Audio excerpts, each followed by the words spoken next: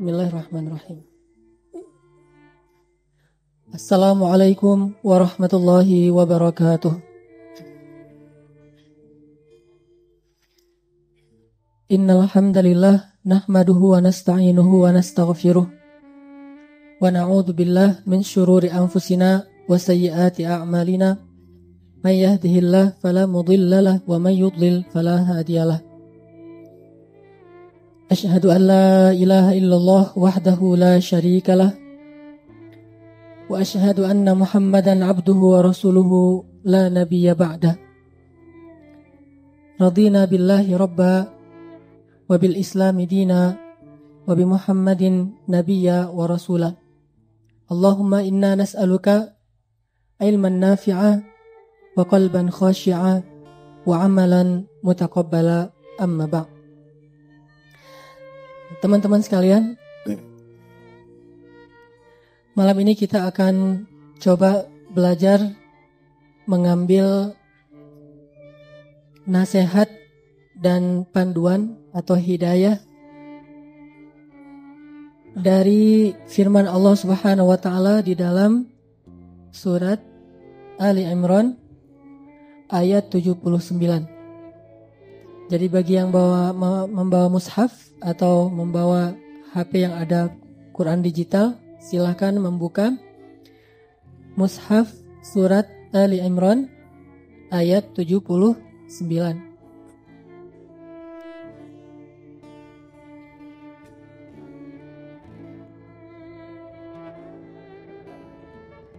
Kita tilawah terlebih dahulu, nanti kita akan coba belajar dan memahami firman Allah di dalam ayat ini. Silakan dibuka surat Ali Imran surat ketiga ayat 79.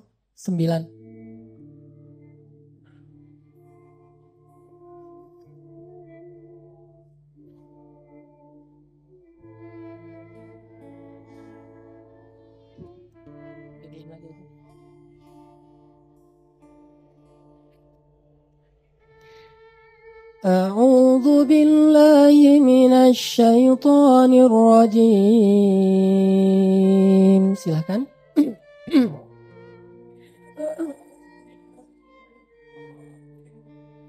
Bismillahirrahmanirrahim.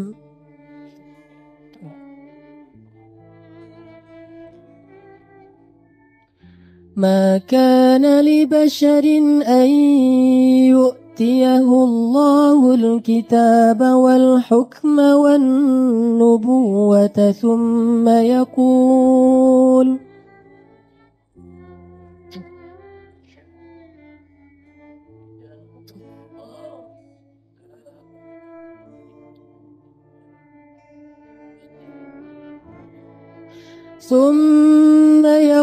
للناس كونوا عبادا لي من دون الله ولكن كونوا ربانيين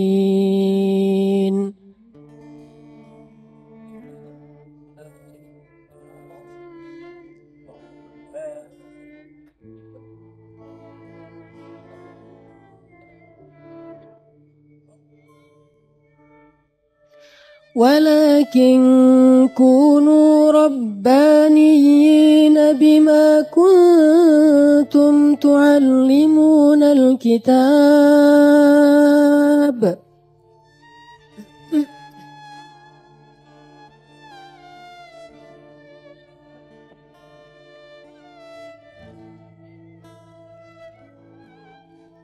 بما كنتم تعلمون الكتاب وبما كنتم تدرسون.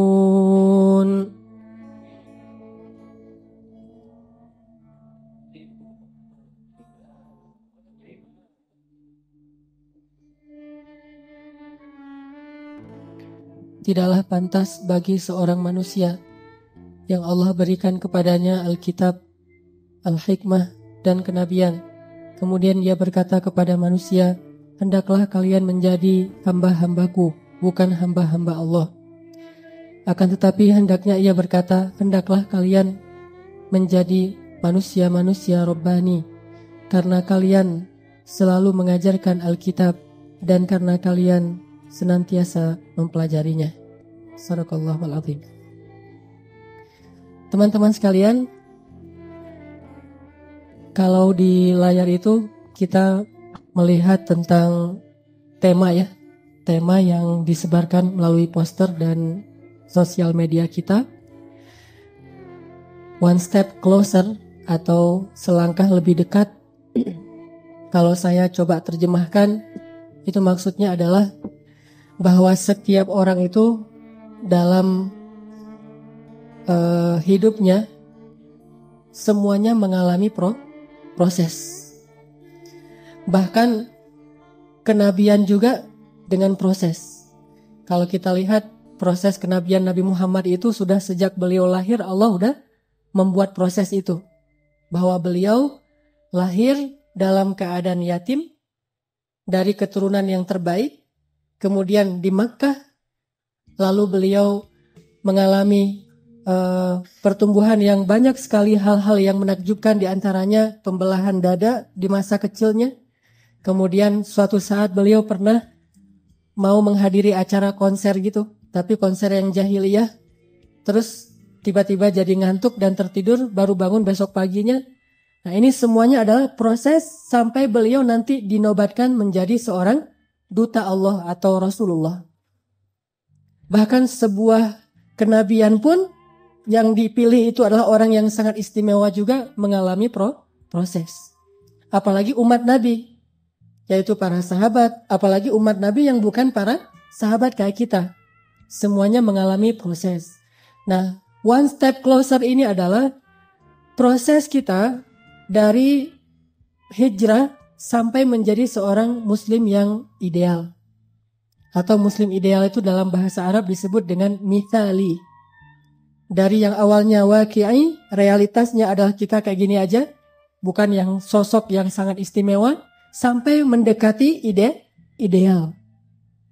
Bagaimana proses yang harus dilalui oleh seseorang atau oleh suatu generasi? Bagaimana Nabi menyentuh pendidikan para sahabat sehingga mereka yang awalnya dari jahiliyah kemudian berhijrah kepada Islam, kemudian dari Islam itu sampai ke tingkat mendekati ideal, atau bahkan sebagian dari mereka itu sangat ideal.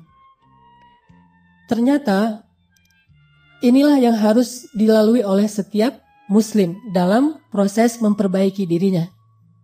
Inilah yang dilalui oleh kaum muslimin, jama'atun minal muslimin, umat Islam, bahkan peradaban Islam. Semuanya butuh proses. Butuh step demi step sampai ke tingkat yang ideal. Ini makna dari one step closer itu. Closer kepada apa? Lebih dekat kepada apa? Lebih dekat kepada ideal. Saya nggak bilang udah ideal karena ini hanya Allah yang tahu. Tapi setidaknya kita lebih dekat kepada nilai-nilai ideal. Nah, di situ kita melihat ada istilah hijrah, mungkin sudah common ya di kita, sesuatu yang udah biasa. Ada dua istilah yang mungkin bagi sebagian baru. Ada istilah saqafi, terus ada istilah Rabbani. Harusnya double B di situ. Rabbani.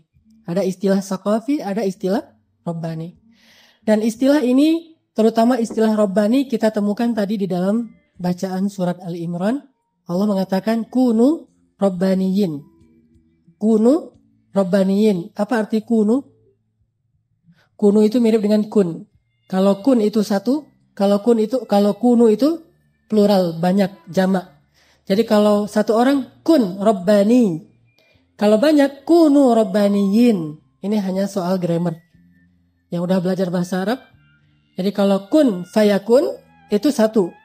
Kalau banyak kunu fayakunu atau fayakununa.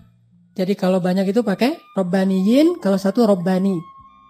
Nah, kalimat kun di sini jadi itu artinya ada pembentukan. Jadi enggak sekaligus bin salabin abrakadabra. Ini kalau Allah Subhanahu wa taala mengatakan kun, ya langsung jadi. Tapi ini adalah sebuah perintah yang sifatnya hablum minan nas. Allah memerintahkan kepada manusia untuk menjadi Rabbaniyin. Artinya menjadi Rabbaniyin ini butuh proses. Seseorang untuk bisa menjadi Rabbaniyin butuh proses. Kalau kita lihat di ayat-ayat yang lain kalimat kun, salah satunya misalnya di At-Taubah, ya ayyuhalladzina amanu taqullaha wa kunu ma'as sadiqin. Kunu ma'as sadiqin. Jadilah kalian, artinya tumbuhlah kalian, bentuklah diri kalian dengan orang-orang soleh. Maka kalian akan jadi orang yang baik. Kalau di surat Ali Imran yang tadi saya baca ketika maghrib, wal takun, hendaklah ada, tapi sebetulnya terjemahannya bukan hendaklah ada, hendaklah jadi. Wal takum minkum ummah, siapa yang jadi? Sekelompok kaum muslimin menjadi orang yang yad'una ilal khair wa ya'muruna bil ma'ruf wa yanhauna 'anil munkar. Itu juga dibentuk. Artinya kata Allah kunu rabbaniyin, untuk bisa menjadi seorang yang rabbani, nanti saya jelaskan apa beda rabbani dengan saqafi, itu butuh proses pembentukan. Itu butuh proses pembentukan, enggak sekali jadi gitu. Dan kita sekarang, kalau kita mau melihat diri kita, sekarang di antara 3 anak tangga itu, alhamdulillah rata-rata jamaah Al-Latif ini sudah melalui fase hijrah. Yang awalnya dulu mungkin jauh dari masjid, sudah berhijrah, sekarang rajin ke masjid. Yang awalnya dulu paling takut duduk dalam majelis ilmu, sekarang sudah berhijrah, rajin duduk dalam majelis ilmu. Awalnya dulu mungkin masih nggak tahu bahwa jilbab itu wajib, alhamdulillah bertahap hijrah mulai menutup aurat secara bertahap. Ini artinya proses hijrah udah kita lewati. Dan insya Allah saya yakin nih udah nyaman dengan hijrahnya. Dan mudah-mudahan Allah berikan istiqomah.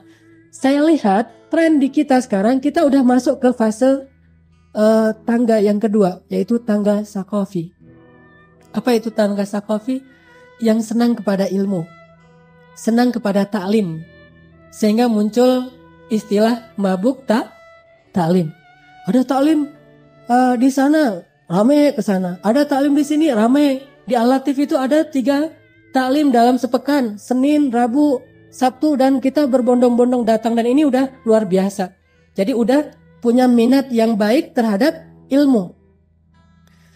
Tetapi ternyata ini belum selesai stepnya. Ada step berikutnya, bukan hanya kepada senang ilmu, tetapi bagaimana menjadikan ilmu itu adalah karakter dalam diri kita. Bagaimana menjadikan ilmu itu adalah iman dalam hati kita. Bagaimana menjadikan ilmu itu membentuk membentuk diri kita untuk bisa menjadi seorang muslim yang kepada Allah itu taat, yang kepada manusia itu bermanfaat. Itulah Rabbani. Membentuk manusia yang kepada Allah itu taat, yang kepada manusia itu bermanfaat. Dan itu nggak bisa hanya dengan tangga saqafi. Dia harus dibentuk, dia harus diarahkan, dia harus ditumbuhkan, dia harus dikembangkan. Dan proses pembentukan, pengarahan, pertumbuhan, perkembangan itu yang dibentuk tadi dalam bahasa ulama disebut dengan tarbiyah. Kalau dari hijrah ke saqafi nggak perlu tarbiyah, hanya perlu dakwah fardiyah. Ayo kita ta'lim yuk, ayo kita ngaji yuk, ayo kita tausiah yuk, ayo kita ada tabligh akbar yuk. Saqafi, dia menambah wawasan. Tetapi kalau mau menjadi Rabbani, Allah mengatakan kunu. Jadilah, arti jadilah di situ kata para ulama tafsir, bentuklah diri kalian agar bisa menjadi seorang yang Rabbaniyin. Bima kuntum tu'allimun atau wabima kuntum tadrusun. Jadi dibentuk oleh tarbiyah. Sekarang saya pengen ngebedain dulu nih. Apa bedanya Rabbani dengan saqafi? Dalam proses pembelajaran seorang muslim, ada 2 tujuan dari belajar itu, yang tanpa kita sadari sebetulnya itu terjadi dalam setiap sistem pendidikan dan dakwah kita. Ada yang arahnya dakwah dan pendidikan itu kepada mencetak muslim saqafi. Ada yang arahnya lebih jauh mencetak muslim Rabbani. Mencetak muslim saqafi itu artinya menjadikan seorang muslim itu berwawasan Islam. Berwawasan Islam. Dan rata-rata pendidikan sekolah-sekolah Islam kita itu arahnya ke sini.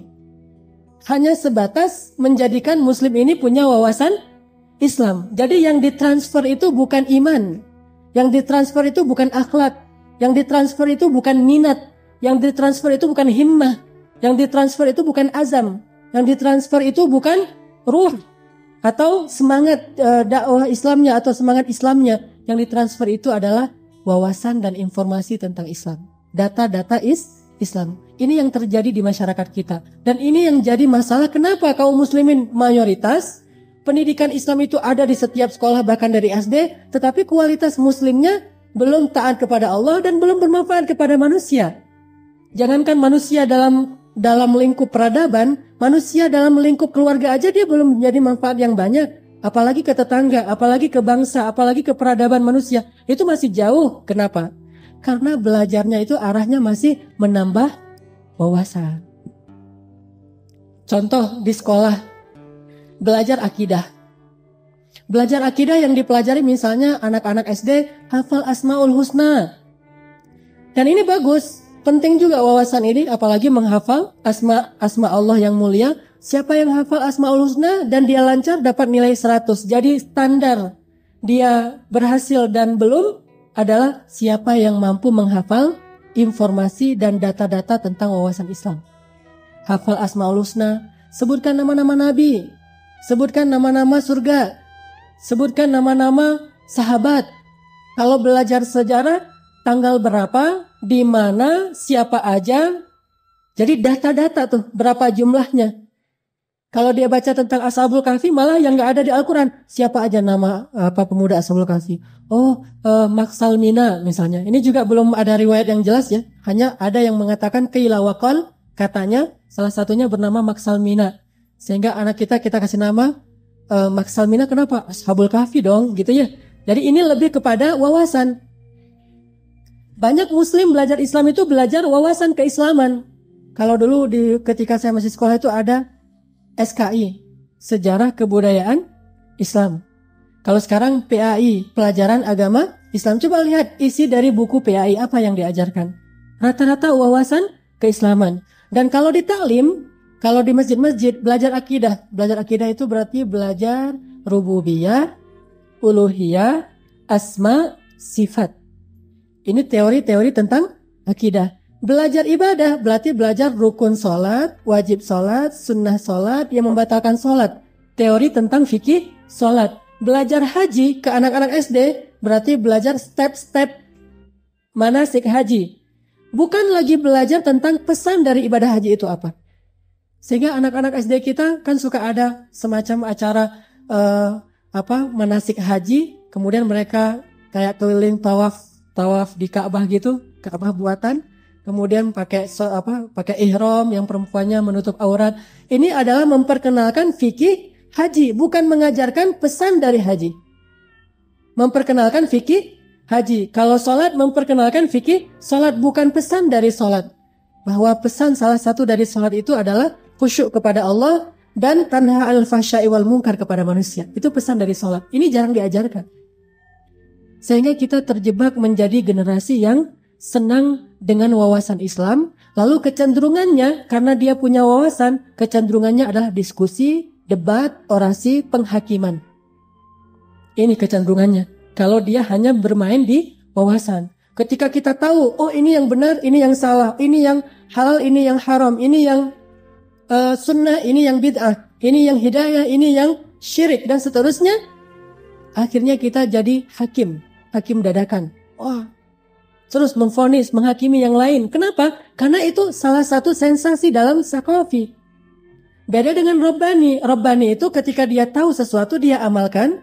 Lalu dia mencoba untuk memperbaiki. Bukan mendebat, bukan berdiskusi, bukan berpresentasi, bukan dalam bentuk yang sifatnya tamattu akli, fantasi berpikir. Mungkin kalau generasi sakafi yang kekiri-kirian, sebutlah kekiri-kirian itu generasi. Jadi di tangga sakafi itu kalau yang ke kiri-kirian itu sekuler liberal. Itu yang tangga sakafi, tapi yang sebelah kiri itu sekuler liberal. Munculnya kayak gitu, senang perdebatan, senang diskusi-diskusi terbuka, senang dengan hal-hal yang sifatnya pemikiran. Saya karena pernah mengalami step ini. Saya nggak ngomong hanya dengan membaca, tapi saya sebagai yang juga pernah muda dan alhamdulillah masih muda nih, pernah naik ke tangga sakafi tapi agak ngiri gitu. Ngiri apa ngiri? Ke kiri gitu, bukan iri ya. Sempat ke kiri tapi nggak lama, karena saya setelah beberapa lama di kiri itu merasa garing, gersang, kok nggak ada yang nyaman di hati saya. Akhirnya balik arah, tidak lama di situ. Tapi sempat mikir bahwa Al-Quran itu produk budaya, kan keren tuh ngomong gitu-gitu tuh.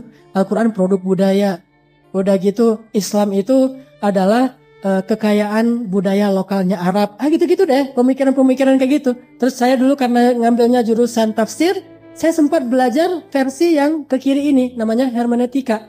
Studi kritik Al-Quran yang dulunya dipakai untuk mengkritik Injil. Sekarang dipaksain untuk dipakai mengkritik Al-Quran. Kalau mau kayak gitu-gitu sekarang, masih punya nih bahan-bahannya, tapi udah nggak, udah males lah gitu-gitu. Perdebatan, diskusi panjang, adu-adu argumen lewat artikel, kirim-kiriman kolom ke surat kabar dan segala macam. Saya pemret. Di Mesir saya pernah jadi pemret. Kenapa saya buat buletin, buat majalah? Karena saya ingin mendebat orang-orang yang berpikirnya kanan. Saya buatlah buletin kiri. Saya jadi pemretnya. Saya tahu apa rubrik-rubrik yang harus diisi yang bagus. Sampai ternyata yang kanan itu, yang buat rubrik di sana adalah calon istri saya. Jadi awalnya jadi bukan cinlok ya. Cinta majalah. Gara-gara lewat majalah jadi siapa sih itu bantah-bantahan melulu. Soal nggak bisa tidur malamnya gara-gara pemikiran. Jadi bukan nggak bisa tidur gara-gara iman, takut kepada Allah, kemudian sholat tahajud, nggak. Makanya saya bilang garing. Kalau yang sebelah kiri. Tapi asik bagi anak-anak muda yang mungkin baru-baru puber pemikiran, itu asik tuh. Terutama ya bagi kita nyebutnya puber pemikiran, itu asik banget. Ada sensasi di situ. Ada kayak drugs ya, drugs pemikiran. Bisa bantah orang, terus orang semuanya harus logis gitu. Tapi di hati nggak berasa apapun. Saya pernah mengalami masa itu, masa ketika agak-agak liberal dan sekuler, dan kemudian alhamdulillah akhirnya Allah selamatkan, bisa balik arah, dan istri saya juga menjadi salah satu asbab hidayah. Akhirnya mulai nggak tahu nih udah lurus apa enggak nih, cuma ya pengen lurus gitu aja. Artinya Saqafi adalah belajar Islam yang hanya untuk nambah wawasan. Kalau di kiri tadi polanya adalah ke sekuler, liberal, atau orang-orang yang menyebut dirinya sebagai Islam liberal, walaupun sebetulnya dalam Islam tidak ada liberalnya. Yang ada Islam Rabbani dan Muslim yang sejati. Intinya teman-teman sekalian, kalau yang sebelah kanan, nih yang Saqafi sebelah kiri tadi kan ada dua kaki nih. Nah kalau yang Saqafi sebelah kiri adalah liberal, kalau yang sebelah kanan mungkin cenderungnya adalah dia senang dengan teori Islam saja dan terlalu berpikir idealis tanpa memahami realita. Idealnya kan gini, karena dia kan memahami teori ideal kan. Teori ideal sholat itu kayak gini, teori ideal akidah itu kayak gini, teori ideal muamalah mencari rezeki itu kayak gini. Dia nggak mau tahu tentang realita, sehingga akhirnya dia selalu berbicara ideal lalu mengutuk realita. Karena dia hanya tahu saqafah, sikapnya tidak dibentuk. Kemudian kebijaksanaannya tidak dibentuk, jadi nggak berbarengan. Yang muncul hanya yang di depan itu adalah wawasannya. Bertambah wawasan, bertambah idealis. Bertambah wawasan, bertambah idealis. Dan ini agak bahaya juga nih. Walaupun untuk dirinya bagus, untuk pribadinya bagus, tapi untuk yang lain belum bisa bermanfaat karena ini agak kaku. Sehingga menyebabkan orang lain itu merasa terganggu oleh dia. Kenapa ya? Yang rajin ngaji malah makin susah senyum. Yang rajin ngaji kok malah sering bilang saya sesat. Yang rajin ngaji kok malah sekarang gak mau lagi bergaul dengan saya karena dianggap saya ini banyak syubhatnya dan seterusnya dan seterusnya. Ini karena kenapa? Karena dia larut dalam wawasan ideal teori Islam, tapi dia tidak dibangun, tidak dibentuk kedewasaan dan kebijaksanaan yang Rabbani. Itulah saya bilang, tapi gak salah, cuma belum sempurna. Untuk dia pribadi itu bagus banget. Sehingga kita pengen pendidikan Islam di Indonesia ini, baik yang di masjid ataupun yang di sekolah-sekolah, arahnya bukan ke Saqafi, bukan nambah wawasan, tetapi arahnya adalah nambah iman, nambah amal, nambah baik akhlaknya, itu arahnya. Rabbani. Jadi dari dua arah ini, yang satu Saqafi, yang satu Rabbani, maka nanti muncullah pola. Sehingga kalau kita ngebandingin generasi kita dengan generasi sahabat, kayaknya lebih pintar teori generasi kita loh daripada generasi sahabat. Sahabat dulu nggak terlalu jago dalam teori-teori fikih. Jadi di zaman mereka itu nggak ada istilah usul fik, itu nggak ada. rukun sholat, wajib sholat, mereka nggak tahu. Yang mereka tahu gimana sih Nabi sholat, ya udah ikutin. Mereka praktekkan sholat seperti yang dicontohkan Nabi. Dan ada sedikit perbedaan-perbedaan fikih, mereka toleran. Karena memang mereka tahu bahwa itu sesuatu yang sederhana. Tetapi ketika munculnya generasi berikutnya, generasi para ulama, mulailah dikonsep Islam ini menjadi sebuah teori. Mulailah muncul teori akidah, teori ibadah, teori muamalah, teori perdagangan, ekonomi, politik, segala macam. Bagus, tetapi sisi yang lain kita jadi larut dalam teori itu sehingga ulama menyebut dengan istilah maklamah teoritis. Islam teoritis. Kalau tanya kepada para sahabat, apa arti rububiyah? Gak semua mereka ngerti. Istilah rububiyah, bahkan istilah akidah itu munculnya belakangan. Mana ada akidah dalam Al-Quran coba? Ada kalimat akidah dalam Al-Quran? Tidak ada. Ada kalimat akidah dalam hadis? Tidak ada. Istilah akidah itu istilah belakangan. Sama dengan istilah ikhtilat. Yang kita sering ngomong nih, ikhtilat. Al-Latif mah ikhtilat, laki-laki dan perempuan. Tanya ke dia, sebutkan satu ayat ikhtilat. Tidak ada ayat ikhtilat. Sebutkan hadis ikhtilat. Tidak ada hadis ikhtilat. Yang ada adalah ayat dan hadis larangan untuk memandang lawan jenis dengan hawa nafsu. Tundukkan pandangan. Kemudian kalau hadis itu perempuan yang paling baik itu softnya paling belakang. Kemudian juga kalau di rumah Nabi itu pakai hijab itu di rumah Nabi dan seterusnya. Kemudian dari semua ayat dan hadis ini ulama berijtihad membuat satu istilah namanya ikhtilat. Jadi bukan dari ayat, bukan dari hadis. Artinya teori itu munculnya belakangan. Di awal yang ada adalah faham amal. Tapi nggak bisa dibahasakan secanggih generasi kita. Generasi kita itu lebih canggih dalam teorinya. Tetapi kurang dalam pemahaman dan pengamalannya. Jadi kita ingin step berikutnya itu menjadi muslim yang kalau dia baca Al-Quran bukan cuma tahu teori tafsir. Bukankah banyak ulama tafsir atau ahli dalam tafsir tapi dia tidak bertambah iman ketika membaca Al-Quran? Bahkan bisa jadi dia profesor di bidang tafsir tapi ketika dia baca Al-Quran gak bertambah iman. Kenapa? Karena dia baru di tataran sakofah. Kalau lagi ngebedah tafsir itu wawasannya luar biasa, dalam dan luas. Tetapi tidak menambah iman. Padahal salah satu ciri mukmin itu wa idza tuliyat 'alaihim ayatuhu zadathum imana. Bertambah iman. Sedangkan Rabbani itu kalau belajar akidah tujuannya adalah kagum sama Allah tuh gimana sih caranya? Yakin sama Allah tuh gimana sih caranya? Bergantung kepada Allah tuh gimana sih caranya? Itu Rabbani. Kalau Saqafi, Allah itu apa? Kemudian sifat-sifat Allah itu apa? Ini Saqafi. Bukan gak penting, cuma itu bukan intinya. Intinya adalah gimana caranya kita lebih yakin kepada Allah. Tapi kalau sekedar informasi, kayak kita belajar sirah, informasinya Nabi itu nama aslinya siapa, ayahnya siapa, kakeknya siapa, nama-nama istrinya siapa, nama-nama putrinya siapa, nama-nama putranya siapa, nama-nama sahabatnya siapa. Ini kan wawasan ya. Padahal inti dari belajar sirah itu adalah mengambil teladan agar bisa kita tiru dalam kehidupan kita. Itu namanya Rabbani. Jadi kita pengen belajar masuk ke step berikutnya. Bagaimana menjadi muslim yang masuk ke substansi dari agama. Bukan sekedar judul agama. Bukan sekedar sinopsis agama. Bukan sekedar teori agama tetapi pesan substansi dari Islam itu sendiri. Baik akidah atau ibadah atau akhlak dan muamalah. Ini sekedar definisi dari istilah Saqafi dan istilah Rabbani. Karena kekhawatiran saya banyak orang yang merasa udah puas kalau belajar dalam taklim, jadi tahu. Tetapi di sisi yang lain tidak bertambah amalnya atau bertambah amalnya tapi tidak selaras dengan yang diinginkan oleh Islam karena sifatnya masih otodidak. Karena kalau Saqafi itu kita bisa otodidak, googling, kita bisa di YouTube, kita bisa nonton di TV, kita bisa dengar di radio, kita bisa baca buku, itu Saqafi. Kalau Rabbani nggak bisa otodidak. Dia tetap butuh seorang guru, seorang pembimbing yang mengarahkan kita sehingga sampai ke step itu.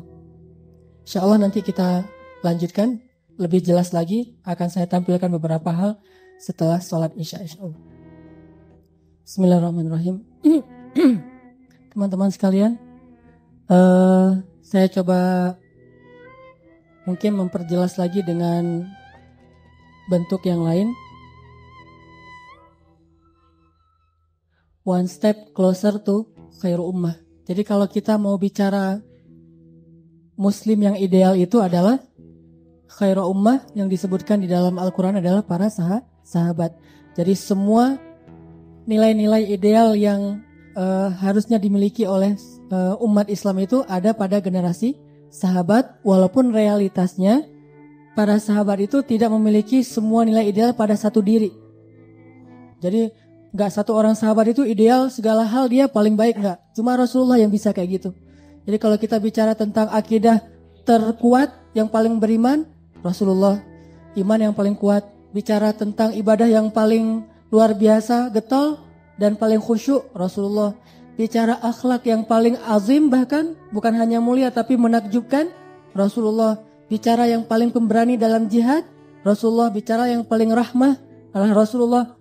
Bicara apapun tentang hal-hal yang ideal, pastinya ada pada diri Rasulullah. Memang layak uswatun hasanah banget gitu. Tapi kalau pada sahabat itu terbagi-bagi kepada banyak sahabat yang kemudian terakumulasi menjadi satu ummah, satu jamaah atau satu generasi yang disebut dengan khairu ummah.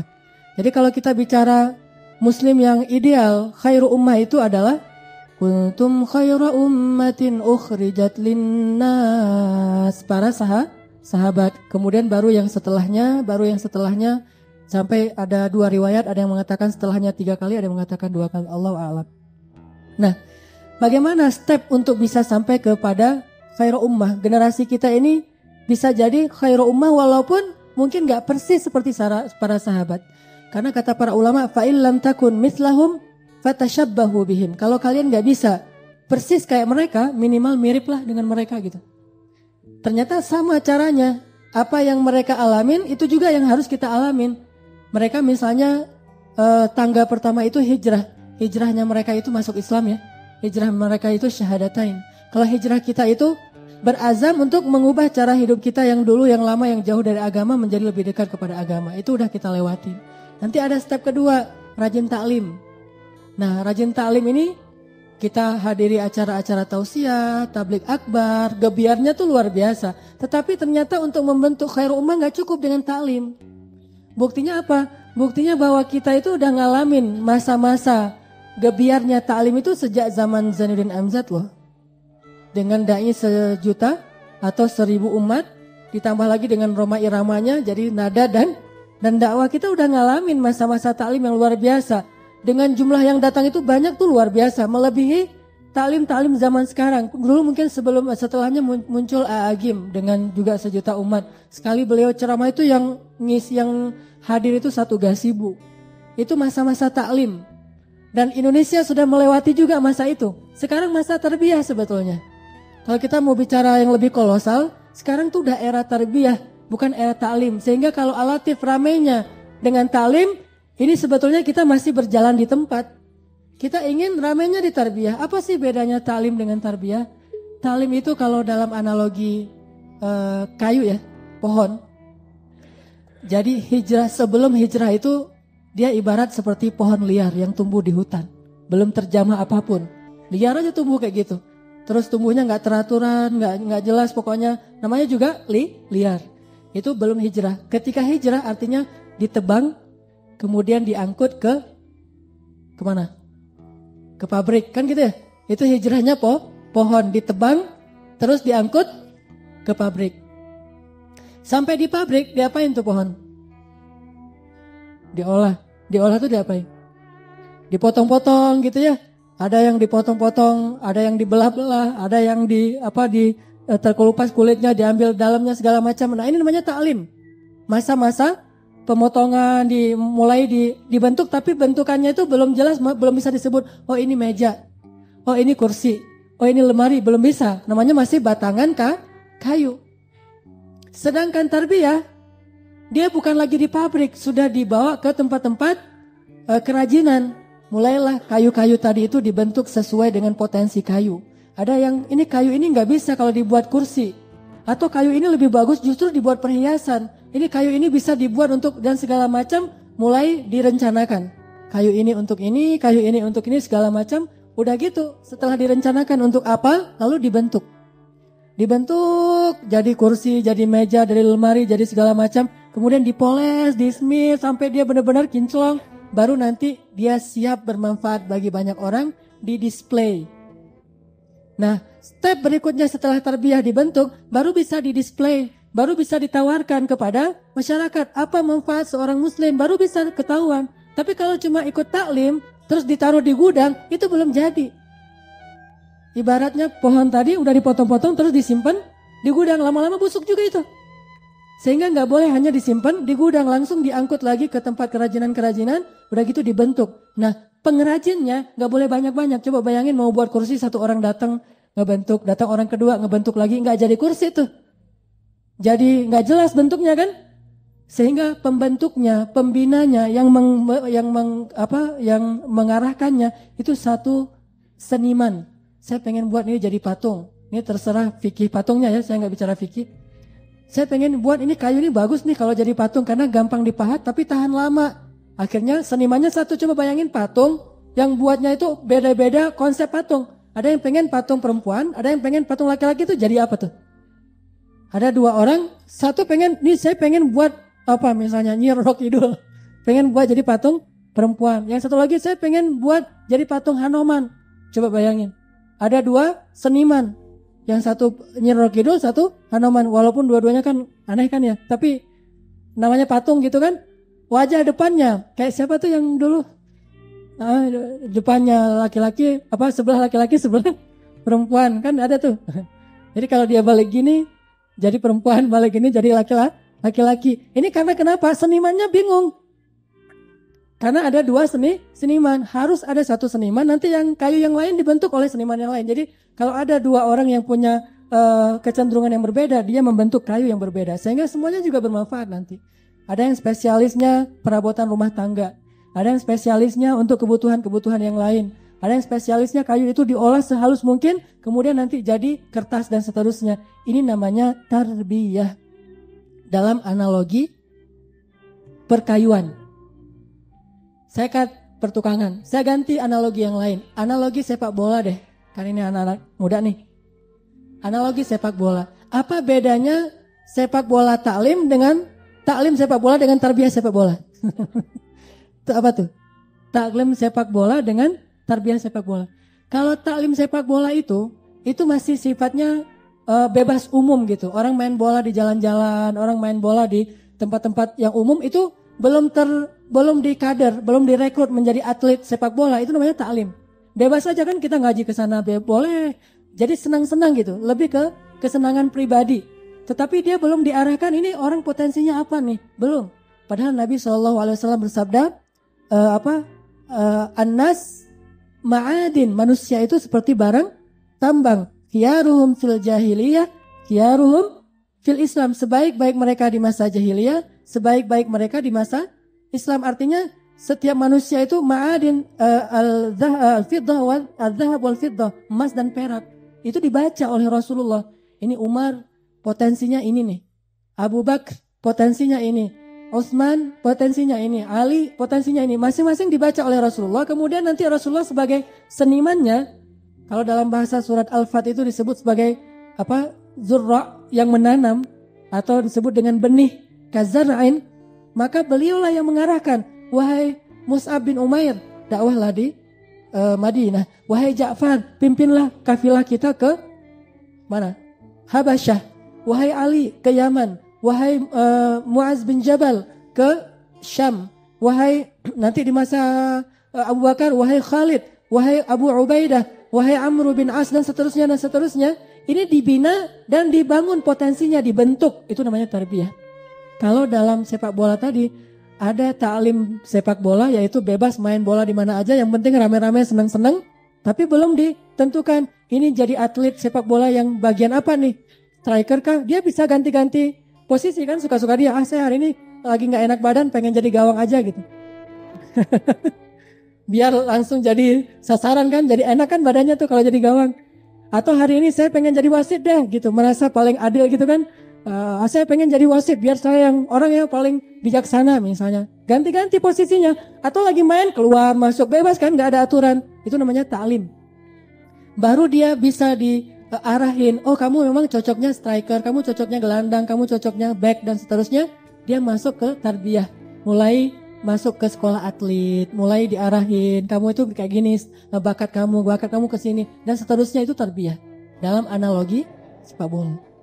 Begitu juga dalam analogi-analogi yang lain, intinya adalah kalau pengen melahirkan khairu ummah gak cukup dengan semarak taklim, harus mulai semarak tarbiyah dibentuk.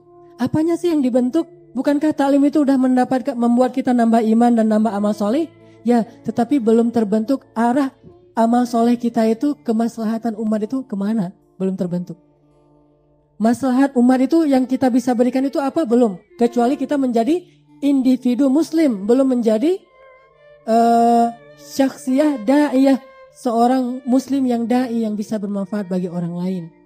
Mulai dari sikapnya. Kalau individu muslim dia sikapnya bebas. Kalau da'i dia udah punya konsekuensi dari setiap sikap dia. Dan dia udah tahu step-step untuk berdakwah, apa yang harus dia lakukan, kemana dia mengarahkan umat, itu butuh tarbiyah.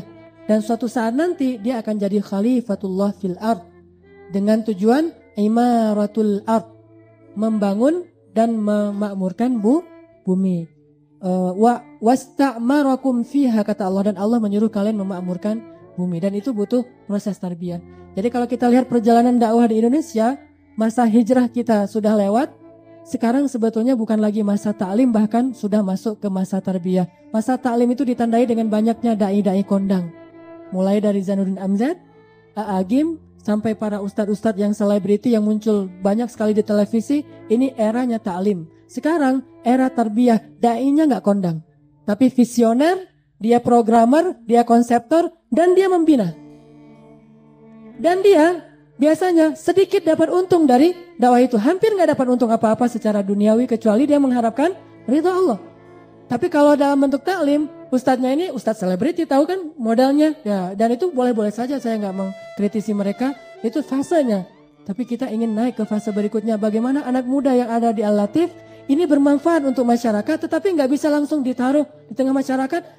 Agak bahaya nih, dengan pemahaman yang tinggi, kemudian semangat yang tinggi, tapi kebijaksanaannya belum, nih bahaya.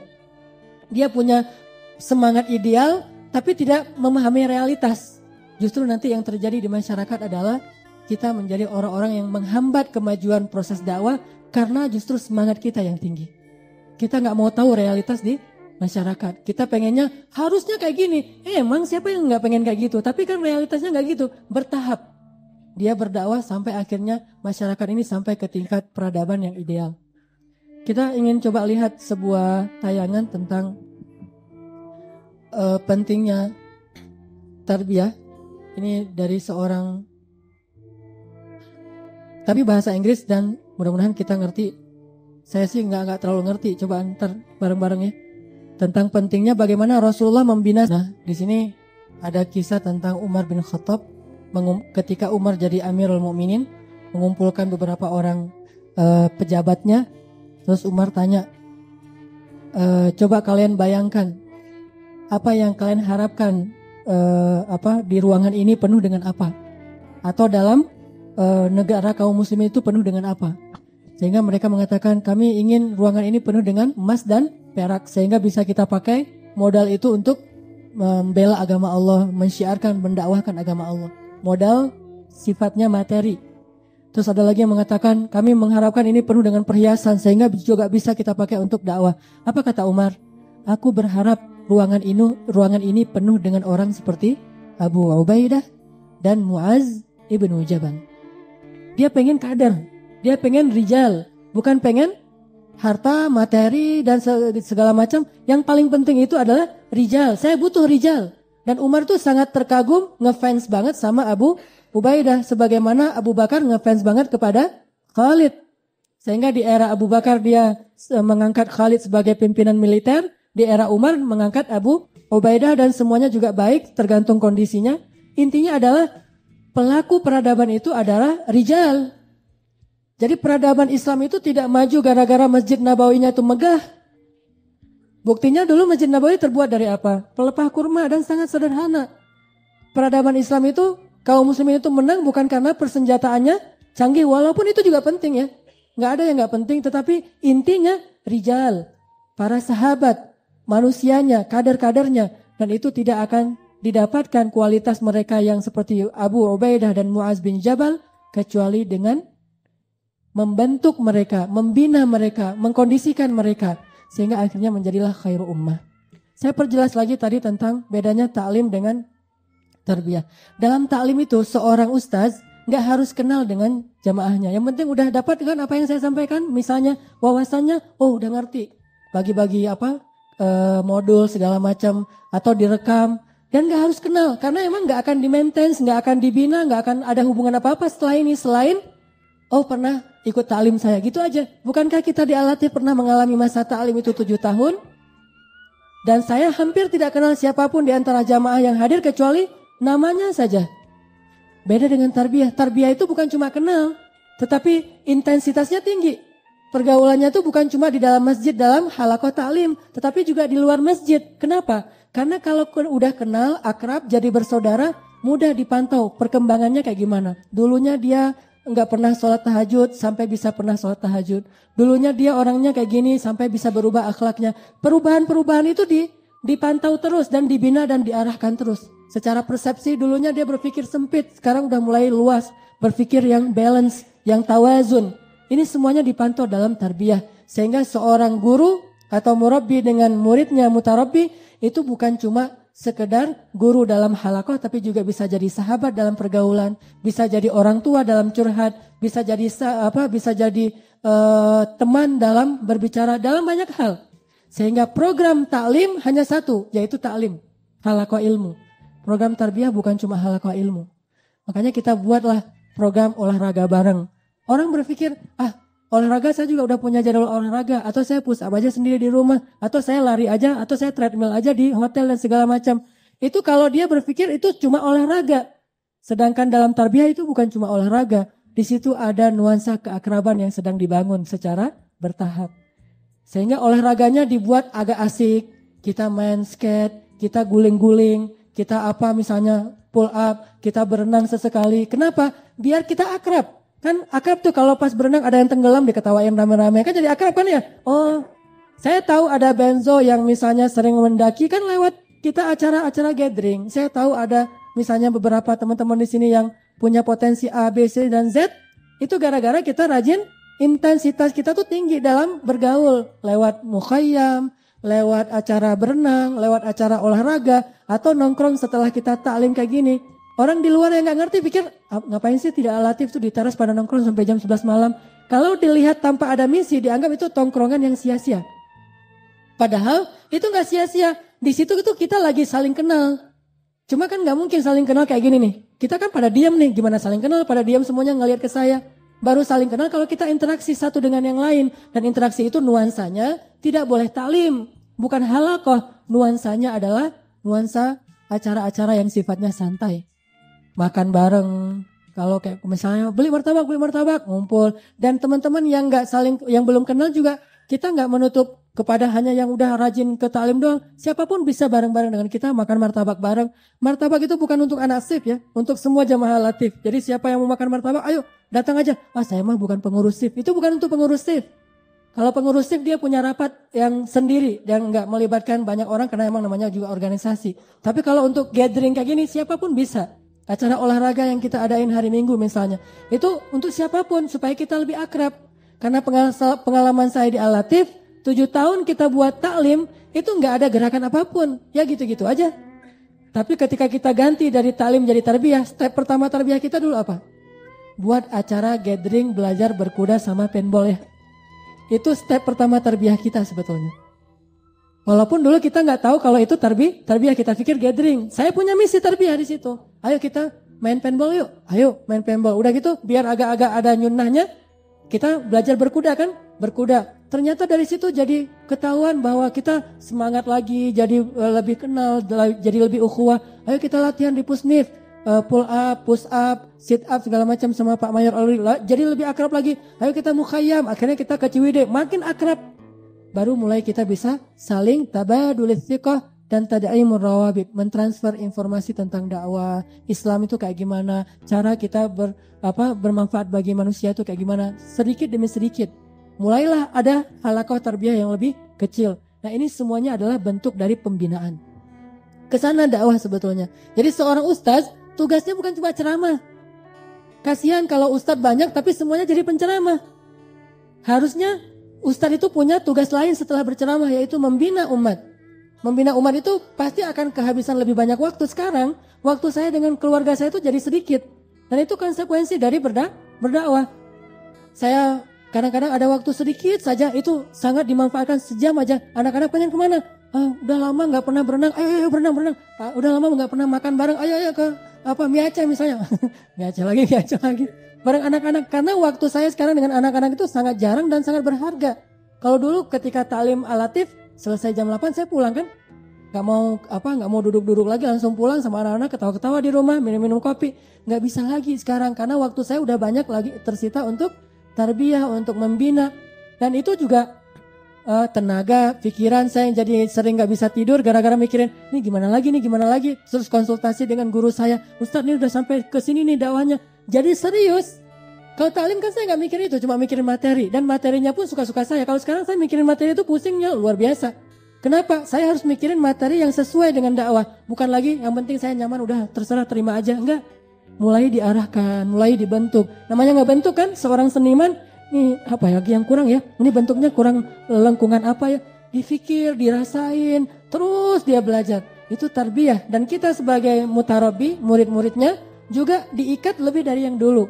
Kalau dulu cuma talim terus bebas. Kalau sekarang mulai, ayo kita ini yuk. Terus ditanya masalah pribadi, ada yang mau curhat bareng-bareng. Jadi udah ustadznya juga mulai menerima curhat-curhat, terutama mutarabbinya. Kalau curhat yang di luar mungkin gak jadi prioritas saya. Ada yang ustadz mau tanya, gak langsung dibalas. Tapi kalau yang nanyanya anak alatif, itu lebih direspon. Kenapa? Karena ini mutarabbi, ini sedang kita bina. Dan kita jadi perhatian lebih gitu. Intinya adalah tugas seorang ulama dari zaman Rasulullah bukan cuma penceramah. Rasulullah itu gak terlalu banyak sebetulnya berceramah. Kalau kita baca hadis beliau, lebih banyak itu hadis tongkrongan daripada hadis tausiah. Hadis tausiah itu sedikit dan panjang-panjang. Tapi kalau hadis yang pendek-pendek itu pasti kami lagi ngumpul bersama Rasul. Ketika saya berjalan bersama Rasul, ketika saya dibonceng oleh Rasul, kan gitu kan ya. Itu kan proses tarbiyah, bukan proses taklim. Yang taklimnya biasanya Nabi memulai dengan ittaqullaha haqqa tuqatih. Kemudian membaca ittaqullaha ya ayuhan nasu taqu rabbakumul ladzi khalaqakum min nafsin wahidah. Ini kan bahasa taklimnya Rasul. Sedangkan hadis-hadis yang banyak kita baca itu bukan dalam taklim. Rata-rata dalam halakoh kalau bahasa anak muda mah tongkrongan yang santai. Keluar satu hadis, lagi makan, ternyata ada hadis tentang makan. Lagi di jalan, hadis tentang musafir. Lagi misalnya naik kendaraan, hadis jangan berkhutbah di atas onta.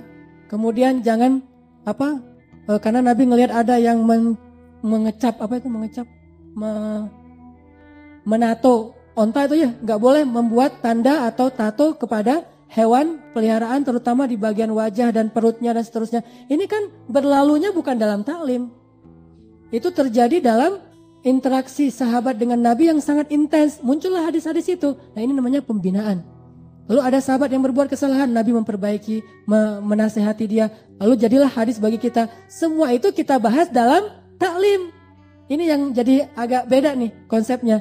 Hadis-hadis tarbiyah Nabi kita bahas di dalam taklim. Harusnya hadis itu kita bahas dalam tarbiyah. Jadi baru kita kasih tahu kepada seseorang itu tentang akhlak ketika kita dalam keseharian. Misalnya dia pas lagi ngomong bohong gitu atau nggak jujur. Kita bilang alaikum bisidqi fa innas sidqa yahdi ilal birri wa innal birra yahdi ilal jannah. Iyyakum wal kidba fa innal kidba yahdi ilal fujur wa innal fujura yahdi ilan nar. Ini bukan hadis taklim, bukan hadis khutbah, tetapi hadis interaksi sehari-harinya Rasul dengan para sahabat. Artinya tugas Nabi itu bukan cuma yu'allimukumul kitab, tetapi juga beliau mengajak kaum muslimin dan membentuk mereka menjadi khairu ummah. Inilah tugas para ustaz. Dan inilah yang sedang kita lakukan di Masjid Al-Latif. Jadi kalau taklim Senin, Rabu, Sabtu ramai, bagi saya itu saya syukuri dan itu luar biasa ya. Nikmat dari Allah untuk kita semuanya. Hadiah dari Allah untuk Masjid Al-Latif.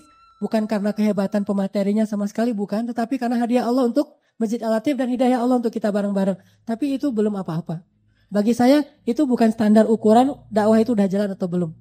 Taklimnya rame walau sampai ke jalan cendana ramenya itu bukan kesuksesan dakwah. Karena kita udah banyak taklim-taklim yang sejuta umat, tetapi umat kita masih lemah. Umat kita masih terjajah. Kita belum berkuasa. Kalau kita ngomong gak ada yang takut. Kalau kita marah-marah orang Yahudi ketawa. Berarti kan belum berkuasa kan, belum eksis. Kenapa? Karena umat ini masih punya masal. Belum punya jamaah, masih masa.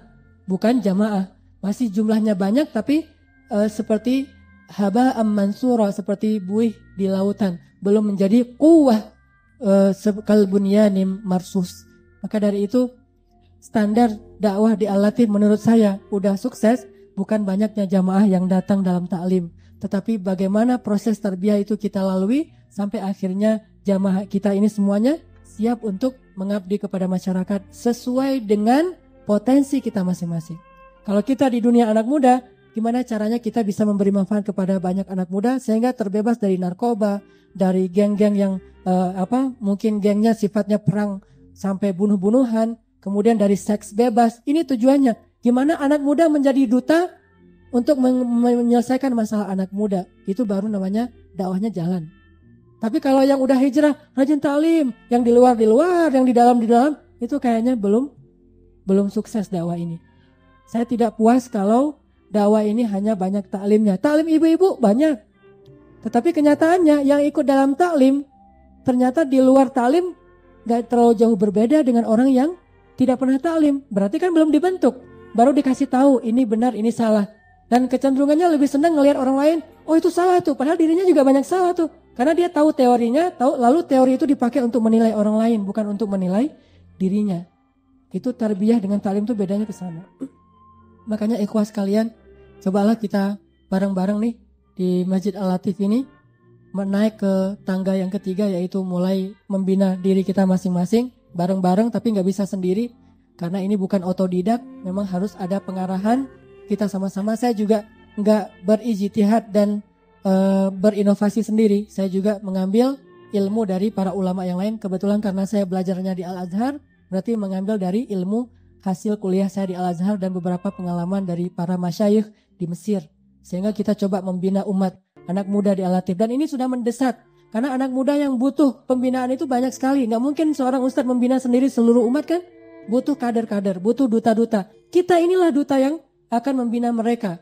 Antum semuanya yang ada di sini, suatu saat nanti mungkin setahun ke depan akan punya halakoh-halakoh kecil di tempat-tempat yang bukan masjid namanya. Kalau yang server, dia buat halakoh di bibir pantai, atau lagi nunggu ombak ngomongin hadis, kan tuh keren tuh, di atas papan lagi nunggu ombak, hadis tentang ombak gitu misalnya. Hadis tentang apa misalnya, atau Ghadul Basar, kan itu tantangan Ghadul Basar tinggi banget tuh di surfing tuh. Kita bilang siapa yang bisa menjaga pandangannya siang hari, kata Ali bin Abi Thalib, maka Allah akan menjaga hatinya dalam khusyuk di malam hari. Pas lagi nunggu ombak, jadi pas ada yang lewat gitu, astagfirullahaladzim, kan keren tuh. Di situ tuh tarbiyahnya, yang surfer, yang skateboarder, yang musisi, nggak akan berubah statusnya di masyarakat. Jadi bukan gara-gara kita ikut talim terus kita meninggalkan semua dunia kita dan kita tidak mau lagi terlibat dengan mereka, itu keliru justru. Harusnya gara-gara kita udah ikut talim, kita nanti kembali ke mereka sebagai duta dan menjadi yang paling baik di antara mereka. Bukan justru nggak asik lagi tuh, justru jadi paling asik. Kemudian kita berdakwah kepada mereka. Karena saya seorang ustaz, maka kembalinya saya kemana? Ya ke ustadz lagi kan ya, nggak bisa dakwah kan? Ya udah, tugas saya itu di sini, bukan ngumpul bersama para ustadz buat perkumpulan lulusan Timur Tengah, lulusan Kairo. Itu sifatnya hanya silaturahim, bukan itu dakwah intinya. Dakwah intinya saya harus tahu apa yang harus saya lakukan untuk kaum muslimin. Karena saya merasa jiwa saya muda, saya senang dengan main-main, nggak terlalu senang yang serius-serius. Saya senang aja nih dengan gerakan SIF, karena emang nih gerakan anak muda, jadi diajak skateboard walaupun belum bisa, senang karena emang saya suka main-main kan. Sekarang main-mainnya lebih berpahala lah, gara-gara ada niat untuk berdakwah. Ke pantai yuk, ke pantai. Tetapi dengan tadi ada adab-adab yang harus kita jaga. Sampai Nabi bilang apa? Orang yang berzikir di pasar dengan berzikir di masjid, itu pahalanya bedanya alfu. Berapa alfu? 1.000.000. Siapa yang baca la ilaha illallah wahdahu la syarika lahul mulku wa lahul hamdu yuhyi wa yumitu biyadihil khair, ada tambahan itu, biyadihil khair wa huwa ala kulli syai'in qadir, di pasar dia mendapatkan alfu hasanah, 1.000.000 kebaikan. Kenapa kok di pasar lebih banyak kebaikannya berzikir ketimbang di masjid? Karena tantangan berzikir di pasar itu lebih berat. Soalnya di pasar orang mikirnya hubbud dunya, tentang keuntungan, tentang harta, tentang ekonomi, tentang materi. Dalam situasi kayak gitu masih bisa la ilaha illallah wahdahu la syarikalah. Jadi nggak bisa konsumtif gara-gara zikir, itu lebih besar pahalanya.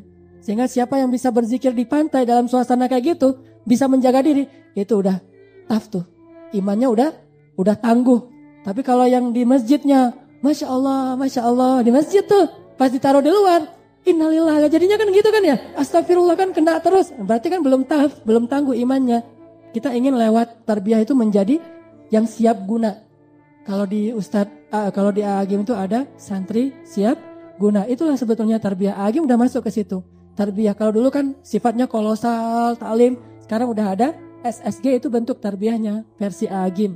Nanti juga Ustadz Arifin punya, Ustadz Yusuf Mansur punya, teman-teman di tablik dengan tertib tabliknya, teman-teman di salafi dengan konsep salafinya, Hizbut Tahrir dengan Hizbut Tahrirnya, ikhwan dengan ikhwannya. Semua itu melalui tarbiyah. Sekarang era tarbiyah, bukan era taklim. Jadi kalau kita hanya rajin taklim, kayaknya kita ketinggalan tren nih. Kalau kita rajin taklim doang, kita masih ketinggalan tren. Tren Islam sekarang itu tren tarbiyah. Mudah-mudahan dari situ kita bisa lebih rajin tarbiyah di Masjid Al-Latif dan di masjid-masjid yang lain, bukan hanya rajin ikut taklim dan nanti sampai ke tingkat kita siap bermanfaat bagi banyak manusia. Sebelum saya tutup, pengumuman sedikit tentang olahraga. Seperti biasa hari Ahad kita akan ngadain acara, nama olahraga kita itu wa'iddu, artinya persiapkan fisik maksudnya. Kita olahraga lari, kemudian ada senamnya, kemudian ada sesekali mungkin nggak tahu nih besok ada berenang apa enggak, berenang. Kemudian untuk sedikit variasi biar nyaman, kalau yang senang main skateboard nanti bisa sambil belajar berdiri di atas papan. Kemarin kita yang di daerah dekat Pizza Hut di situ, sekedar untuk senang-senang aja tapi setelah olahraga. Jadi keakrabannya itu dibangun lewat sedikit permainan-permainan yang asik. Jadi dapat fisiknya sehat, kemudian teknik-teknik sedikit ditambah. Suatu saat nanti kalau udah pada lancar berenang, karena ternyata banyak juga, termasuk saya juga nggak bagus-bagus banget berenang. Kalau bahasa saya mah berenangnya belum pede gitu. Nah kalau belum pede, kita bareng-bareng deh. Muslim itu kan berenang itu fardu ain ya, bagi laki-laki ya. Harus bisa berenang, mau diniatin untuk jihad atau enggak, pokoknya harus bisa berenang. Kita kalau udah bisa berenang, nanti kita akan naik ke step berikutnya, berkuda. Ini kan bertahap nih. Bisa berkuda, walaupun sekarang berkuda mah lebih tepatnya sebetulnya berkendara. Kan di sini juga ada drifter, ada pebalap ya. Sesekali kita coba ngedrift deh. Gimana rasanya? Sensasi ngedrift gitu kan? Mana drifternya nih? Jadi kita coba belajar ngedrift tuh kayak gimana, belajar ngejumpingnya. Tanya sama Kiki tuh, cara ngejumping naik motor trail gitu misalnya, atau off-road atau apa. Sampai nanti bergulat itu next step lah. Minimal fisiknya udah baik dulu, udah sehat dulu. Kalau yang dari sisi berenang, yang asik-asiknya mungkin tadi cliff diving ya. Nanti biar ngelatih adrenalin juga. Apa cliff diving? Loncat dari ketinggian. Kalau kemarin kita di UPI 5 meter dulu, nanti naik 12 meter, naik sampai yang 80 meter tuh ada tuh kalau di YouTube tuh yang cliff diving yang luar biasa tuh, loncat dari ketinggian untuk ngelatih adrenalin, keberanian, kenekatan, kebolangan dan seterusnya lah. Hal-hal yang kayak gitu, variasi dalam berenang. Selain berenang yang pastinya yang wajib seorang muslim tuh kayak gimana? Minimal bisa ngapung di laut, gak ditaruh di laut kayak Brigade Al-Qassam gitu, terus kita tenggelam sendiri, yang lain udah pergi. Kan gak keren banget tuh ya. Muslim, mujahid tapi tenggelam. Matinya bukan mati ditembak, mati tenggelam. Kenapa? Kelelep gitu kan, gak keren banget tuh. Syahid lagi gitu ya. Jadi gara-gara gak ditarbiyah tuh. Kalau mau lebih variasi lagi mungkin sekedar bagi yang mau aja misalnya, ini modus kayaknya nih, surfing misalnya. Ada yang diver juga nih, free diving, kita kemana misalnya ke Pulau Seribu, bagi yang mampu nanti bareng-bareng. Hal-hal yang sifatnya asik, tapi tanpa disadari sebetulnya pembinaan sebetulnya. Cuma kita nggak nyadar, kita pikir kok sih kayaknya kerjaannya main-main aja ya. Mereka nggak tahu, padahal di dalam itu ada muatan misi pembinaan. Kita tahu-taunya nanti udah bermanfaat bagi masyarakat insya Allah. Mudah-mudahan bermanfaat. Mari kita tutup dengan berdoa bersama-sama. Mudah-mudahan Allah Subhanahu Wa Taala memberkahi gerakan dakwah kita ini. masjid kita ini, umat kita ini, bangsa kita ini, sehingga Islam segera tegak di bumi Indonesia dengan la ilaha illallah Muhammadur Rasulullah dan syariat Islam sebagaimana yang Allah turunkan kepada Rasulullah Sallallahu Alaihi Wasallam. Dan mudah-mudahan kaum muslimin yang tertindas di Rohingya, di Yaman, di Suriah, di Irak, di Mesir, di Palestina, dan di negeri-negeri yang lain, Allah berikan mereka kekuatan dan memberikan pertolongan. Dan mudah-mudahan kaum muslimin cepat bersatu, minimal bersatu hatinya. Bersatu hati artinya saling mencintai dan saling melindungi.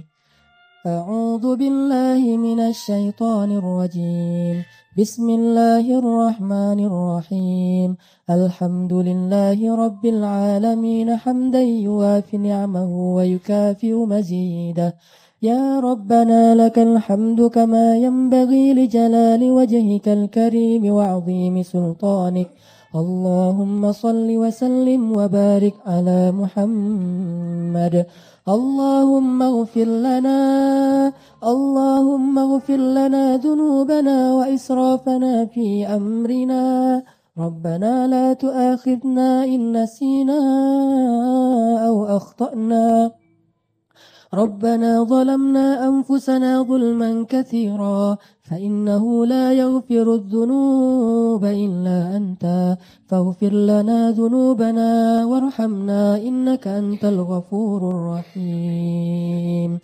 Ya Allah, ya Rabbana, kami sadar dan kami mengakui betapa banyak dosa yang kami lakukan dalam hidup kami. Padahal kami baru hidup sebentar di dunia ini. Engkau tidak memberikan bagi kami usia 1000 tahun seperti Ad dan Samud. Tapi usia yang singkat itu telah kami isi dan kami kotori dengan dosa dan maksiat kepada Engkau ya Allah. Kami akui dan kami sadari banyak sekali dosa yang kami lakukan siang dan malam, terang-terangan ataupun kami sembunyi-sembunyi. Ya Allah, kami telah menzalimi diri kami sendiri. Kami telah menyakiti diri kami sendiri. Kami telah menghinakan diri kami sendiri ya Allah. Kami telah mencelakakan diri kami sendiri ya Allah dengan dosa-dosa dan maksiat kami. Ya Allah, betapa banyak pun dosa-dosa kami. Janganlah Engkau menutup rahmat-Mu kepada kami. Janganlah Engkau keraskan hati kami karena dosa-dosa itu yang menyebabkan hidayah-Mu tidak masuk ke dalamnya ya Allah. Janganlah Engkau jadikan hati kami membatu karena dosa-dosa itu sehingga kami tidak bisa merasakan getar-getar iman kepada-Mu ya Allah. Ya Allah, ya Rabbana yang menggenggam hati hamba-hamba-Mu, genggamlah hati kami dengan kasih sayang-Mu ya Allah. Janganlah Engkau mencampakkan hati kami kepada lubang-lubang kenistaan. Janganlah Engkau mencampakkan hati kami dalam baro'ah dan istidraj yang Engkau berikan ya Allah. Janganlah Engkau campakkan hati kami bersama hati orang-orang munafik dan orang-orang yang kafir kepada-Mu ya Allah. Selamatkanlah hati kami meskipun kami tidak layak, meskipun kami banyak dosa dan maksiat dan hina di hadapan Engkau ya Allah. Sungguh ya Allah, meskipun kami berulang kali mengecewakan-Mu, sungguh kami ingin sekali membuat Engkau puas dan ridha kepada kami. Sungguh kami ingin sekali mencari kebaikan di sisi-Mu walaupun kami lemah dan berulang kali melakukan kesalahan ya Allah. Ampunkanlah dosa kami ya Allah, maafkanlah kesalahan kami ya Allah. Kami datang ke masjid-Mu dan belajar tentang kebenaran dari-Mu. Tetapi ketika kami keluar dari masjid ini, semangat kami menjadi turun lalu kami kembali melakukan kesalahan-kesalahan yang sama ya Allah. Ampunkanlah kesalahan kami itu ya Allah. Allahumma ighfir lana wa liwalidayna warhamhuma kama rabbayana shighara. Allahumma ighfir lahuma warhamhuma wa'afihima wa'fu anhuma wa akrim nuzulahuma wa wassi' madkhalahuma. Ya Allah, ampunkanlah dosa ayah kami ya Allah. Jika ayah kami menjadi seorang ayah yang belum ideal dan menjadi imam bagi kami, itu karena mereka belum tahu kebenarannya, karena mereka sedikit belajar, habis waktu mereka untuk mencari nafkah untuk kami ya Allah. Maafkanlah kekurangan dan kesalahan mereka. Ampunkanlah kesalahan ibu kami ya Allah. Ampunkanlah dosa-dosa ibu kami ya Allah. Sungguh mereka adalah orang yang paling banyak bermanfaat bagi kami. Dan kami menjadi lebih baik hari ini pasti karena jasa-jasa ibu kami ya Allah. Dan mereka tidak hidup di zaman seperti kami. Zaman ketika banyaknya majelis-majelis ilmu. Zaman ketika masjid hidup dengan ta'lim dan para ulama. Mereka hidup di zaman yang sepi dari ilmu. Mereka hidup di zaman yang susah sehingga mereka sibuk untuk menafkahi kami juga ya Allah. Maafkanlah kesalahan mereka dan kekurangan mereka. Jika ayah dan ibu kami telah wafat, hadiahkanlah dari kami doa-doa anak yang soleh ini kepada mereka. Jadikanlah doa-doa kami yang duduk di dalam rumahmu ini. Walaupun kesolihan kami belum ideal, belum sempurna, tetapi kami berusaha untuk lebih baik di sisimu. Jadikanlah doa-doa kami malam ini di dalam masjid sebagai hadiah yang meringankan dan menghilangkan azab kubur bagi kedua orang tua kami ya Allah. Ya Allah, jadikanlah kami anak-anak yang bisa menghafal Al-Quran.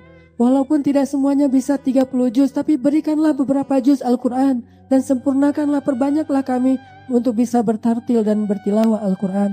Sehingga ketika kami bisa menghafal Al-Quran, kami bisa menyelamatkan kedua orang tua kami dari api neraka ya Allah.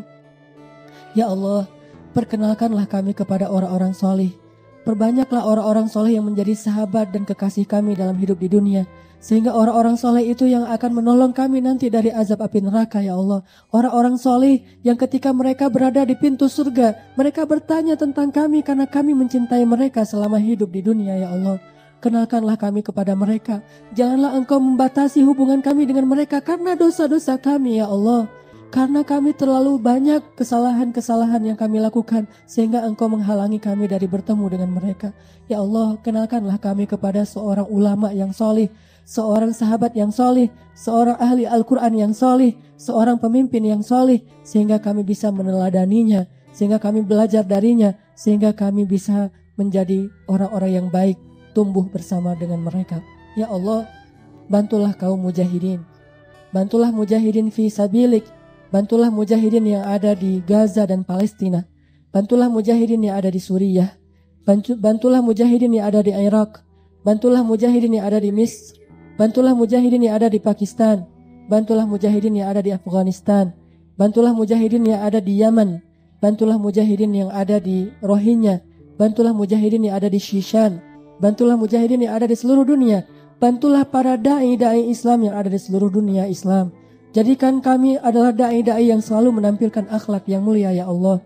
Sungguh orang-orang yang tidak mengerti Islam menghina Islam karena melihat akhlak kami yang belum ideal. Maka perbaikilah akhlak kami ya Allah. Jagalah kemaluan kami ya Allah. Tutuplah aurat dan aib kami ya Allah. Ya Allah ya Rabbana, tutuplah aurat kaum muslimat. Tutuplah aurat perempuan-perempuan muslimin. Tutuplah aurat putri-putri kaum muslimin. Jadikanlah mereka perempuan-perempuan yang solehah seperti Maryam dan Khadijah. Jadikanlah mereka anak-anak yang solehah seperti Fatimah. Jadikanlah mereka perempuan-perempuan yang cantik dan menjaga kehormatannya seperti Aisyah. Ya Allah, bimbinglah anak-anak kami sebagaimana Engkau membimbing Nabi Yahya dan Nabi Isa. Bimbinglah anak-anak kami sebagaimana Engkau membimbing Ibnu Abbas, Ibnu Mas'ud, Ibnu Umar. Bimbinglah anak-anak kami dan cucu-cucu kami sebagaimana Engkau membimbing Hasan dan Husain. Bimbinglah pemimpin kami sebagaimana Engkau membimbing para khulafa'ur rasyidin al-mahdiyyin. Bimbinglah pemimpin-pemimpin atau calon pemimpin kami sebagaimana Engkau membimbing Umar bin Abdul Aziz, sebagaimana Engkau membimbing Nuruddin Zinki, sebagaimana Engkau membimbing Salahuddin al-Ayyubi, sebagaimana Engkau membimbing Muhammad al-Fatih, sebagaimana Engkau membimbing para ulama-ulama kami Al-Bukhari, Muslim, Asy-Syafi'i, Imam Malik, Abu Hanifah, Ahmad bin Hanbal. Jadikanlah generasi kami walaupun tidak sebaik generasi pertama, tapi jadikanlah generasi kami adalah generasi yang semangat untuk mencontoh kepada generasi pertama ya Allah. Rabbana hablana min azwajina wa dzurriyyatina qurrata a'yun waj'alna lil muttaqina imama. Rabbana atina fid dunya hasanah wa fil akhirati hasanah wa qina adzabannar. Subhanakallahumma wa bihamdika asyhadu an la ilaha illa anta astaghfiruka wa atubu ilaik. Assalamualaikum warahmatullahi wabarakatuh. Sahabat sampai menjadi khairul ummah melalui tarbiyah.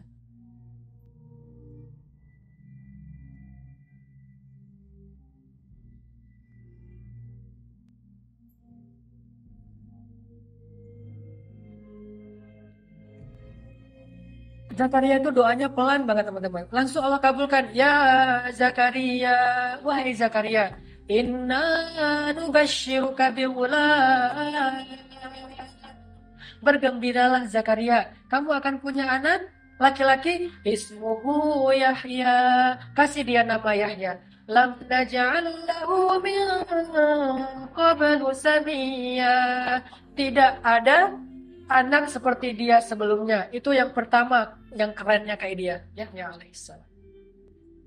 Wassalamun alaihi.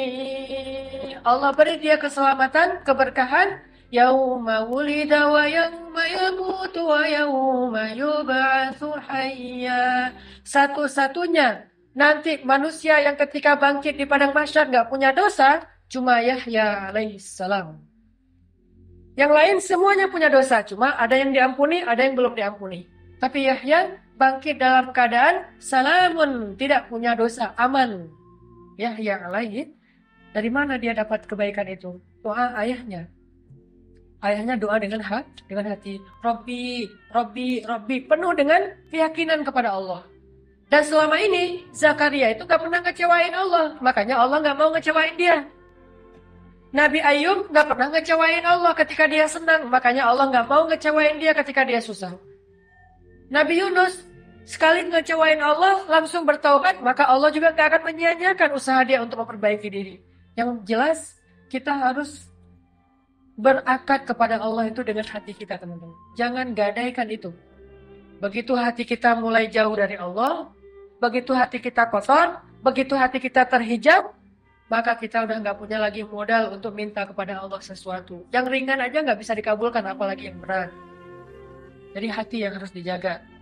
Keep the faith. Jaga yakin kita kepada Allah. Begitu kita ragu, berarti kita udah memutuskan akad kepada Allah. Allah nggak mau berakad dengan orang yang ragu. Sedikit aja kita ragu, Allah nggak mau berakad. Kok bisa ya? Sinyal hati kita lebih kuat daripada sinyal suara. Saya pernah cerita, mungkin teman-teman pernah dengar analoginya kayak gajah. Saya pernah lihat di sebuah tayangan Nat Geo gitu tentang animals, tentang hewan. Salah satunya waktu itu lagi ngomongin masalah gajah. Ternyata ya, gajah itu kalau manggil temennya yang jauh, itu nggak pakai suara yang terdengar oleh manusia. Tapi pakai suara yang di bawah frekuensi yang bisa didengar oleh manusia. Frekuensi rendah namanya. Nggak tahu istilah ilmiahnya. Suara dengan frekuensi rendah. Yang frekuensi itu nggak akan kedengaran oleh manusia. Tapi terdengar oleh gajah yang jaraknya minimal 3 kilo. Sampai 5 kilo. Sampai 8 kilo, maaf. Bayangin, ketika gajah pengen manggil temannya, nih gajah lagi di kebun tebu nih. Kan salah satu makanan kesukaan gajah tuh tebu, pisang ya. Pas dia lagi di kebun tebu, dia ngeliat, banyak makanan nih. Dia akan manggil temannya yang jaraknya sampai 8 kilo. Manggilnya bukan pakai suara yang kedengaran oleh kita, tapi manggilnya pakai suara frekuensi rendah, dan indikasinya di bawah telinganya, di depan telinganya itu agak ada kulitnya tuh kembang kempis gitu. Berarti dia lagi mengeluarkan suara frekuensi rendah. Si manusia di sebelahnya nggak ngedengerin, tapi gajah yang 8 kilo ngedengerin. Ada tebu nih di sini, kedengaran sama teman-temannya gajah. Akhirnya teman-temannya pada datang. Terus gimana tahu lokasinya? Gampang, tinggal Sherlock. Jadi teknologi gajah juga udah ada Sherlock. Nih Sherlock ya, tunggu sampai 4 meter akuratnya. Udah di-share. Datang tuh gajah-gajah. Sehingga kalau kita ngeliat kenapa gajah-gajah nyerbu suatu perkebunan, itu emang pakai panggilan suara dengan frekuensi rendah. Berarti ada suara frekuensi rendah yang bisa menangkap jarak sampai 8 kilo. Nah, suara frekuensi rendah kita dengan Allah itu adanya di hati, bukan di lisan dan tenggorokan kita. Sehingga kadang-kadang lisan kita nggak kuat berdoa dengan suara yang keras karena lagi sakit, atau seorang yang bisu, atau nggak berdaya. Tapi suara hatinya akan menggetarkan arasy Allah Subhanahu wa Ta'ala. Dan itulah yang dialami oleh Nabi Muhammad tadi. Nabi cuma ngelihat ke langit, membatin, ngelihat ke langit, membatin. Tiba-tiba Allah mengatakan, qad nara taqalluba wajhika fis sama. Gimana caranya kita bisa kayak gini, teman-teman? Yang ketika kita membatin, ketika kita berdoa, ketika kita bersuara lirih, Allah Subhanahu wa Ta'ala langsung mengabulkan karena frekuensi hati kita kuat. Gimana caranya? Jangan pernah mengotori hati kita. Satu, oleh rasa ragu. Dzalikal kitabu la raiba fiih. Gak boleh raib, gak boleh ragu sama sekali. Karena kalau kita ragu, maka Allah Subhanahu wa Ta'ala akan menghijabi hubungannya dengan kita. Fi qulubihim maradun فزادهم الله مرضا. Apa penyakitnya? Kata ulama tafsir, semua ulama sepakat. Salah satu penyakit paling bahaya dalam hati manusia itu adalah al-raib atau asyak, ragu kepada Allah SWT. Fi qulubihim marad, di dalam hati mereka ada ragu. Sehingga kalau di dalam hatinya ada ragu, maka summum bukmun umyun sawa'un alaihim anzartahum am lam tunzirhum la yu'minun. Gak akan ngaruh apa-apa buat mereka kalau hatinya udah ragu. Ini yang kita coba tajdid, perbaharui terus teman-teman. Kita ngecas terus, kita coba nge-upgrade terus, kita coba untuk di-update terus iman, yakin, faith kita kepada Allah SWT. Makin kuat yakin kita kepada Allah, makin kuat sinyalnya ke langit. Sehingga makin kuat sinyalnya, makin gampang mengupload doa. Makin gampang untuk ngeloading pesanan kiriman dari Allah. Kayak misalnya teman kita ngirim gambar. Kebetulan gambarnya itu dengan kapasitas yang besar karena gambarnya itu bagus. Dari kamera yang bagus dikirim pakai misalnya Telegram biar nggak pecah gitu. Karena kapasitasnya gede, misalnya satu gambar itu 100 megabyte. Gede gitu. Kan ngeloadingnya lama tuh. Untuk bisa dilihat kan? Tergantung pertama kapasitas handphone, kedua sinyalnya. Kadang-kadang kapasitas handphonenya bagus, tapi sinyalnya putus-putus, lama. Jadinya gagal lagi, fail lagi, akhirnya kita retry lagi. Jadi kalau kita pengen kiriman keajaiban dari Allah itu cepat loadingnya, kadang-kadang yang dikirim oleh Allah itu gede tuh, sesuatu yang luar biasa. Kenapa kok susah? Karena sinyal kita nggak kuat. Bukan Allah nggak membalas doa kita, Allah membalas. Cuman nggak bisa di loading, gara-gara nggak bisa di-download, gara-gara sinyal kita putus-putus. Nah, sinyal kita itu tergantung apa teman-teman? Tergantung yakin. Makin kuat yakin kita, berarti makin kuat sinyal kita ke langit. Makin lemah yakin kita, makin lemah sinyal kita ke langit. Jadi kayak ada indikator sinyal kayak wifi gitu kan. Kalau iman kita rendah, berarti wifi-nya cuma satu indikator. Kalau kuat sampai 4 gitu, full, berarti sinyalnya excellent gitu. Maka insya Allah akan mudah. Apalagi kalau dia punya kuota yang unlimited. Ini semuanya sebetulnya analogi yang sama seperti hubungan kita dengan Allah SWT. Gimana caranya biar sinyal kita kuat ke Allah? Caranya harus dekat dengan sumber sinyal itu. Ibarat wifi, kita harus dekat dengan modem. Makin jauh dari sumber modem, makin susah. Analogi sederhana yang lain tuh kayak orang tawaf. Saya kalau lagi umrah tuh suka mentafakuri, benar ya. Orang kalau pengen tawafnya gampang, cepat selesai, nggak terlalu lama, berarti dia harus tawaf makin dekat dengan Ka'bah. Memang sih, tawaf dekat dengan Ka'bah itu agak sedikit crowded, berdesak-desakan. Tapi cepat selesainya. Dibandingkan kita pengen yang santai, yang nyaman, tawafnya di luar masjid. Bayangin di luar Masjidil Haram tawaf, satu putaran aja setengah jam. Memang santai, nggak desak-desakan, bisa enjoy, bisa sambil ngemil, bisa sambil chat sama teman kita. Tapi satu putarannya setengah jam, lama. Gitu juga hidup kita. Kalau hidup kita terlalu enjoy, jauh dari Allah, ketika kita minta kepada Allah, bukan Allah nggak ngirim, lama sampainya, sinyalnya kurang bagus. Tapi kalau kita dekat sama Allah, kadang-kadang memang butuh jerih payah dikit, memang butuh sedikit effort lebih. Tapi dengan effort lebih sedikit, kita akan dapat kemudahan lain yang lebih banyak. Memang harus dekat dengan sumber sinyalnya supaya nge-downloadnya gampang, nge-uploadnya gampang. Itu yang terjadi dalam hidup kita. Jaga hati kita supaya sinyalnya kuat. Caranya dekat sama Allah. Jangan ragu sama Allah.